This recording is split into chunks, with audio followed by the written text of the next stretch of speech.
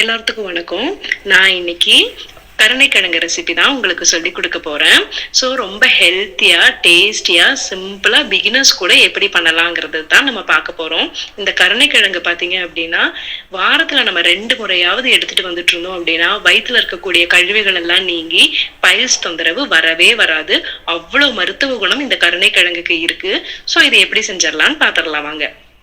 முதல்ல இந்த கருணைக்கிழங்க தோல் சீவி தண்ணியில அலாசிட்டு பொடி பொடியா நறுக்கி ஒரு பாத்திரத்துல மாத்திட்டு அது கூட மஞ்சத்தூள், உப்பு, மிளகாய் தூள் இதெல்லாம் கலந்து விட்டுட்டு ஒரு டம்ளர் அளவுக்கு தண்ணியை ஊத்தி அடுப்புல ஒரு மூடி போட்டு சிம்ல நம்ம வேக வச்சிடலாம். ஓகேங்களா? சோ இதுக்கு வெந்துட்டு இருக்கிறதுக்குள்ள நம்ம இதுக்கு ஒரு தாளிப்பு ரெடி பண்ணிடலாம். அதுக்கு ஒரு சின்ன வெங்காயம் இருக்கு இல்லைங்களா, அது 10 வெங்காயமாவது நம்ம எடுத்துட்டு அதை நம்ம தோல் சீவி தண்ணியில அலாசி எடுத்து வச்சுக்கலாம். அதை பொடி பொடியா நறுக்கிட்டு கடுகு, கருவேப்பிலை எல்லாம், கடலைப்பருப்பு, உளுத்தம் பருப்பு எல்லாம் நம்ம எடுத்து வச்சுக்கலாம். இப்ப பாருங்க, கருணைக்கிழங்கு நல்லா மசிஞ்சு வெந்துருச்சு.